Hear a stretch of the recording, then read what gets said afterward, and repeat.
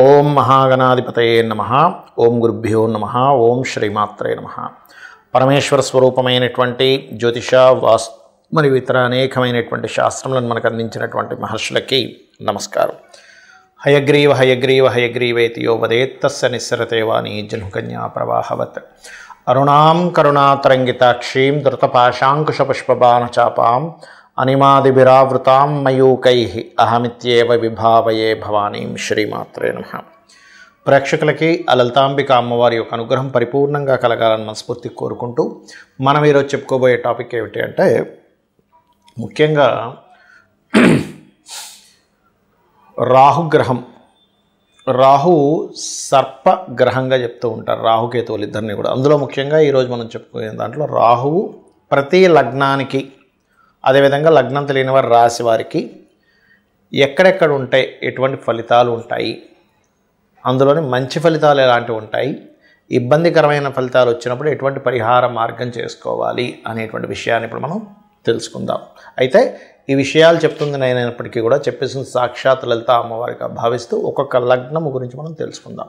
మేషలగ్నము, లగ్నం తెలియని వారు మేషరాశి. చూసుకున్నట్లయితే మీకు మీ జన్మజాతకంలో రాహువు 12 స్థానాల్లో ఏ స్థానంలో ఉంటే ఎక్కువ ఎఫెక్ట్ ఇస్తాడు, ఏ విషయాల్లో ఎఫెక్ట్ ఇస్తాడని చూసుకున్నట్లయితే పర్టికులర్గా లగ్నంలో ఉన్నాడు అనుకోండి, రాహువు కోప స్వభావాన్ని, బీపీ లెవెల్స్ని పెంచడం లాంటివి ఇస్తాడు. ముఖ్యంగా లగ్నంలో కానీ అష్టమంలో కానీ ఉన్నప్పుడు.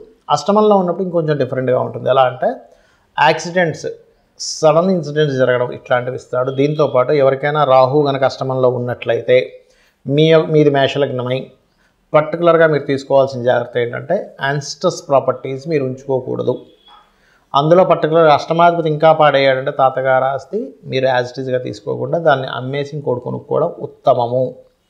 అదేవిధంగా ఇదే మేషలగ్నానికి 4వ స్థానంలో చంద్రరాశుల్లో ఉంటే కూడా కాస్త ఎక్కువ ఇబ్బంది ఇస్తాడు. 2-3 స్థానాల్లో, 2వ స్థానంలో ముఖ్యంగా మీకు విదేశీ ధనయోగాన్ని ఇవ్వడం, 3వ స్థానంలో కాస్త మీడియేటింగ్ ద్వారా ధనయోగాలను ఇవ్వడం, పరాక్రమం ఇస్తాడు. కానీ 4వ స్థానం దగ్గరికి వచ్చేసరికి మాత్రం ఇక్కడ మీరు ఏదైనా ఒక ప్రాపర్టీ కొనుగోలు చేసేటప్పుడు కొంచెం జాగ్రత్తగా చూసుకొని కొనుగోలు చేయాలి 4లో ఉన్నట్లయితే మీకు.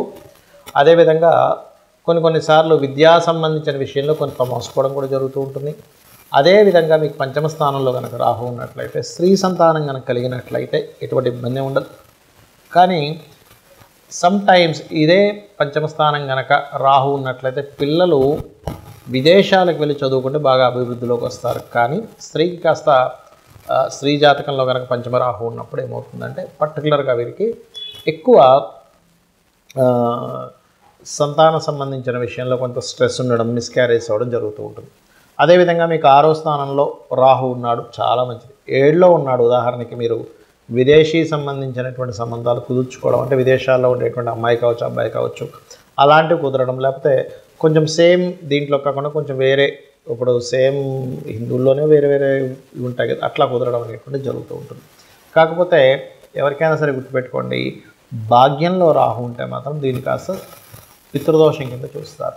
కాబట్టి భాగ్యరాహు ఉండేటువంటి వారు పితృదేవత ఆరాధన ఎక్కువగా చేసుకోవాలి. మేషలగ్నం వారికి దశమరాహు కాస్త ఉద్యోగంలో కాస్త ఎక్కువ స్ట్రెస్ ఉంటుంది. కానీ మీరు ఎప్పుడైతే దుర్గా ఆరాధన చేస్తారో చక్కగా రాణిస్తారు. లాభంలో రాహు కనుక ఉన్నట్లయితే ఆన్లైన్లో చేసే బిజినెస్ వల్ల కలిసి రావడం జరుగుతుంది. 12లో రాహు ఖచ్చితంగా విదేశాలకు వెళ్ళి అక్కడ యోగించడం జరుగుతుంది. అయితే మీకు ఒకటే గుర్తుపెట్టుకోండి, అన్నిటికంటే ముఖ్యంగా 5వ స్థానంలో కనుక రాహు ఉంటే దుర్గా, అంటే సూర్యభగవానుడితో పాటు దుర్గా ఆరాధన కనుక చేసినట్లయితే అన్ని విధాలా మీకు బాగుండడం జరుగుతుంది. ఇక్కడ రాహువు, కేతువు ఛాయాగ్రహాలుగా చెప్పబడింది శాస్త్రంలో. అయితే ఈ ఛాయాగ్రహాలు ముఖ్యంగా జన్మజాతకంలో ఎక్కడైనా స్థితి పొందాయి అంటే మనం ఫస్ట్ ఆఫ్ ఆల్ మనం అర్థం చేసుకోవాలి ఏంటంటే, మీ లగ్నం నుంచి శుభత్వంగా ఉండేటువంటి ప్లేస్లో మిత్రక్షేత్రంలో ఉందా, శత్రుక్షేత్రంలో ఉందా అనేది ఫస్ట్ చూసుకోండి. అంతేగాని రాహు ఎక్కడుంటే అక్కడ ఖచ్చితంగా పాప ఫలితాలు ఇవ్వాలని రూల్ లేదు, కేతు ఎక్కడ ఉంటే అక్కడ పాప ఫలితాలు ఇవ్వాలని రూల్ లేదు. ఇందులో మరొక విషయం ఏంటంటే, చాలామందికి కాలసర్పదోషం అన్నది ఎక్కువగా చూసుకుంటూ ఉంటారు. ఒకటే గుర్తుపెట్టుకోండి, కాలసర్పదోషం అనేటువంటిది కాలానికి సంబంధించింది. అంటే ఈ దేశంలో, ఈ ప్రాంతంలో ఇలాంటివి జరుగుతాయని చెప్పడానికి మాత్రం దేశకాల సంబంధించిన వాటిని ఆ దేశానికి ఏ లగ్నం అవుతుంది, ఏ రాశి అవుతుందో చూసుకొని ఈ దేశంలో సునామీలు వస్తాయనో, లేకపోతే భూకంపాలు వస్తాయనో, కరువు కాటకాలు ఉంటాయనో, గొడవలు జరుగుతాయనో ఇట్లాంటివి చెప్పడానికి చెప్పారు. కానీ జన్మజాతకానికి కాలసర్పదోషం అప్లై చేయమని ఎక్కడ చెప్పలేదు. సర్పదోషాన్ని మాత్రం అప్లై చేయమని చెప్పారు.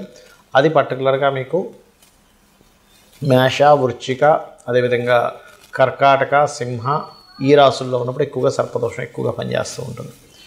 అది ముఖ్యంగా గుర్తుపెట్టుకోండి. ఎవరికైనా సర్పదోషం ఉంది, ఇప్పుడు మనం ఇప్పటివరకు కొన్ని లగ్నాల గురించి చెప్పుకుంటూ వచ్చాం. ఈ లగ్నం వాళ్ళకైతే ఇది ఈ ప్లేస్లో ఉంటే ఇది అని. కానీ లగ్నము, నక్షత్రము, రాశి ఏమీ తెలియదు. అప్పుడు ఏం చేయాలి అంటే సింపుల్గా మీకు సర్పదోషం ఉంది లేదు అనేటువంటిది సిమ్టమ్స్ ఏమిటి అంటే, ఒకటి విపరీతమైన కోపం వస్తూ ఉంటుంది. చిన్న చిన్న విషయాలకు కోపం రావడం జరుగుతూ ఉంటుంది. సంథింగ్ నెగటివ్ ఎనర్జీ తొందరగా మీకు అట్రాక్ట్ అవుతూ ఉంటుంది సర్పదోషం ఉన్నప్పుడు. అదేవిధంగా స్త్రీలకైతే మిస్క్యారేజ్ అవ్వడము, విదేశాలకి వెళ్ళాలి అనేటువంటి ఒక సంకల్పం తీసుకొని అక్కడికి వెళ్ళిన తర్వాత అక్కడ ఇబ్బంది పడ్డము, లేనట్లయితే ఇక్కడి నుంచి వెళ్ళేటువంటి ప్రయత్నం చాలా మట్టుకు మీరు ఎన్నిసార్లు ప్రయత్నం చేస్తున్నా ఫెయిల్ అవుతూ ఉండడము.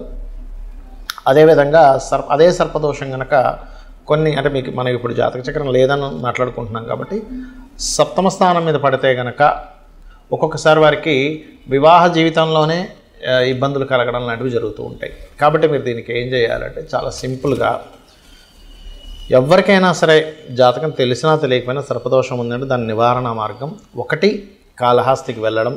ఆ ఈశ్వరానుగ్రహం రాహుకేతువులు పూజతో పాటు ముఖ్యంగా అక్కడ ఈశ్వరానుగ్రహం కలగడం వల్ల కాళహస్తికి వెళ్ళిన వాళ్ళకి శుభం కలుగుతుంది, గుర్తుపెట్టుకోండి. రెండవది నవగ్రహాలలో ఛాయాగ్రహాలైనటువంటి రాహుకేతు గ్రహాల దగ్గర దీపారాధన చేయడము. మీకు దగ్గరలో రావి చెట్టు ఉన్నట్లయితే రావి చెట్టు కిందని మనకి సర్ప ప్రతిష్ఠ చేసి ఉంటాయి కొన్ని, అక్కడికి వెళ్ళి చక్కగా ఒక చెంబు నీళ్ళల్లో పసుపు, కుంకుమ, గంధం వేసి కలిపి వాటి చుట్టూ ప్రదక్షిణాలు 3 కావచ్చు, లేనట్లయితే 11 కావచ్చు, 21 కావచ్చు, 41 కావచ్చు ప్రదక్షిణాలు చేసి వాటి మీద ఆ సర్పముల మీద వేయడము. అదేవిధంగా సర్ప సూక్త పారాయణము వినడం కానీ చేయడం కానీ చేయాలి. మరియు దీంతోపాటు ముఖ్యంగా మీరు చేయవలసినటువంటిది రాహువుకి అధిష్టాన దేవత అయినటువంటి దుర్గాదేవి యొక్క ఆరాధన, కేతువుకి అధిష్టాన దేవత అయినటువంటి గణపతి యొక్క ఆరాధన చేయాలి. అయితే ఇక్కడ ఎవరికైనా పర్టికులర్గా ఈ రాహుకేతువుల యొక్క ప్రభావం మరింత ఎక్కువగా ఉందండి, ఏం చేయాలి అని అనుకుంటే కనుక సింపుల్గా ఏం లేదు, మీరు కనీసం 6 నెలలకు ఒక్కసారైనా సరే కాళహస్తికి వెళ్ళి వస్తూ ఉండండి. ఈశ్వరానుగ్రహం ద్వారా కూడా దాని ప్రభావం పూర్తిగా తగ్గుతుంది.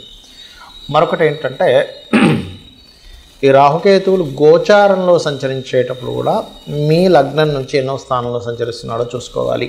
అందులో ప్రధానంగా ధనస్థానంలోకి వచ్చినప్పుడు కొంచెం ఫైనాన్స్ విషయంలో జాగ్రత్తగా ఉండడము, 3వ స్థానంలోకి వచ్చినప్పుడు అగ్రిమెంట్స్ విషయంలో జాగ్రత్తగా ఉండడము, 4వ స్థానంలోకి వచ్చినప్పుడు పర్టికులర్గా మీరు ఏదైతే ప్రాపర్టీస్ కొనుగోలు చేసేటువంటి విషయాల్లోని ఇట్లాగా ఒక్కొక్క స్థానాన్ని బట్టి ఆ పర్టికులర్ ఇయర్లో, ఎందుకంటే 1.5 ఇయర్ ఉంటాడు కాబట్టి ఆ పర్టికులర్ ఇయర్లో గోచారంలో వచ్చేటువంటి రాహుకేతువుల యొక్క ప్రభావాన్ని చూసుకోవాలి. అంటే కేతు కనుక అలా వచ్చినప్పుడు ఒకరికి రాహు కనుక వచ్చాడు 4th హౌస్లో, 2nd హౌస్లో, అలాంటప్పుడు అక్కడ అది కొంచెం ఆ యొక్క విషయాల్లో ఆశను పెంచడము ఇట్లాంటివి ఇస్తూ ఉంటుంది. బట్ ఏదేమైనప్పటికీ కూడా మీ పర్సనల్ చార్ట్లో ఉండేటువంటి కాంబినేషన్స్ని, గోచారంలో ఉండేటువంటి గ్రహాలని మిళితం చేసుకొని చూసుకోవాలి. ఇక ఈ యొక్క రెమెడీ చేసుకుంటూ గోశాలకు వెళ్ళి ఏదైనా చేయాలి అనుకుంటే గోవులకి బెల్లంతో కూడినటువంటి 4 ఉండల్లా తయారు చేసి గోవు తినిపించండి, మరియు గ్రాసము తినిపించండి. రాహుకేతువుల దోషం అనేటువంటి పూర్తిగా తగ్గుతుంది.